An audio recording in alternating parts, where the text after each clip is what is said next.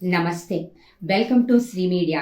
పూరి జగన్నాథ స్వామి ఆలయం భారతదేశంలో ఉన్నటువంటి అత్యంత పవిత్ర పుణ్యక్షేత్రాల్లో ఒకటైనదిగా చెప్పబడుతుంది ఆ పూరి జగన్నాథుని ఆలయం.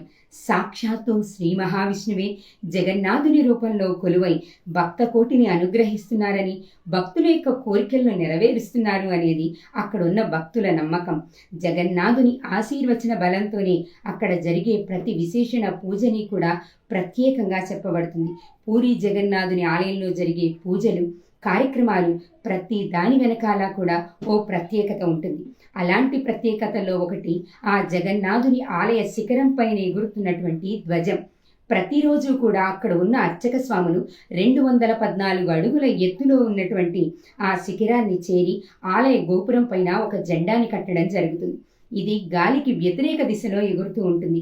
ఇది జగన్నాథుని యొక్క అనుగ్రహమని, జగన్నాథుడు ఉన్నాడు అనడానికి నిదర్శనమని అక్కడ ఉన్నటువంటి అర్చక స్వాములు నమ్ముతూ ఉంటారు. అలాంటి విశ్వాసాన్ని ప్రశ్నిస్తూ ఒక సంఘటన జరిగింది.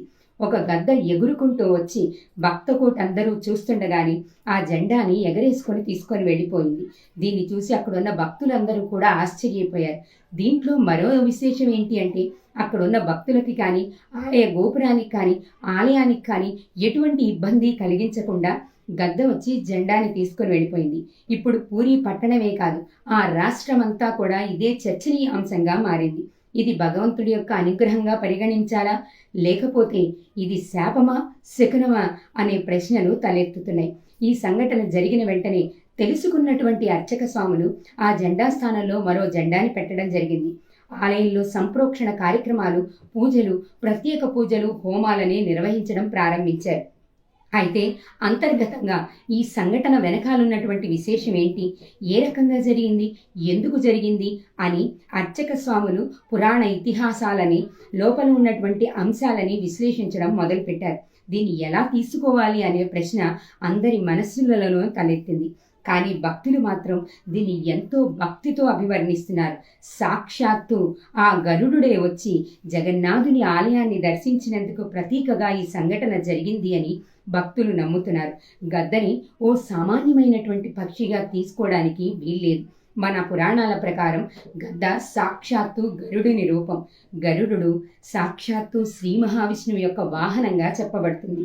అలాంటి గరుడు జగన్నాథుని దర్శనానికి వచ్చి ఈ జెండాని తీసుకుని వెళ్ళాడని, దీన్ని శుభశకునంగా తీసుకోవాలి అని కొంతమంది భక్తులు చెప్తున్నారు.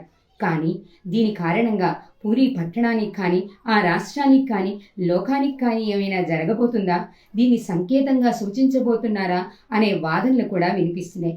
ఇంతకీ ఇది ఏ రకంగా అభివర్ణించాలి అనేది మాత్రం ఇప్పటికీ తేలనుంది.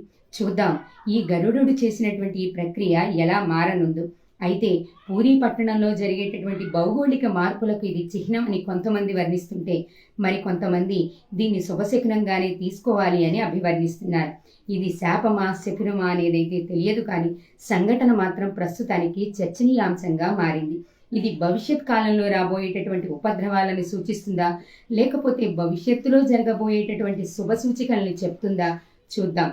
గరుడు యొక్క ఈ చిహ్నాన్ని ఎలా వర్ణించబోతున్నారో, పూరిలో ఉన్నటువంటి అర్చక స్వాములు దీనిపైన ఏ విశ్లేషణ ఇవ్వబోతున్నారు అని ఆసక్తిగా అక్కడున్న ప్రజలందరూ కూడా ఎదురు చూస్తూ ఉన్నారు.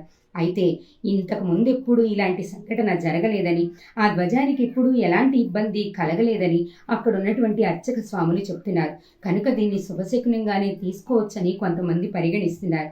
అయినా ఈ మధ్యకాలంలో జగన్నాథుని ఆలయంలో ఇలాంటి విశేషణలు, ప్రత్యేకతలు అరుదుగా చోటు చేసుకుంటూనే ఉన్నాయి. అయితే ఇవన్నీ ఎటువైపుకి దారితీస్తాయి, ఎలాంటి పరిణామాలకి దారితీస్తాయి అనేది మాత్రం ప్రస్తుతానికి చర్చనీయాంశమే. అందరూ కూడా దీన్ని కొంత శుభశకునంగా అభివర్ణిస్తున్నప్పటికీ కొంతమందిలో మాత్రం భయాందోళన రేకెత్తించింది అనడంలో ఎటువంటి సందేహమూ లేదు. జగన్నాథుని యొక్క అనుగ్రహం మనపైన ఏ విధంగా ఉండబోతుందో భవిష్యత్ కాలమే తెలియజేయాలి. మరో కథనంతో మళ్ళీ కలుద్దాం. నమస్తే.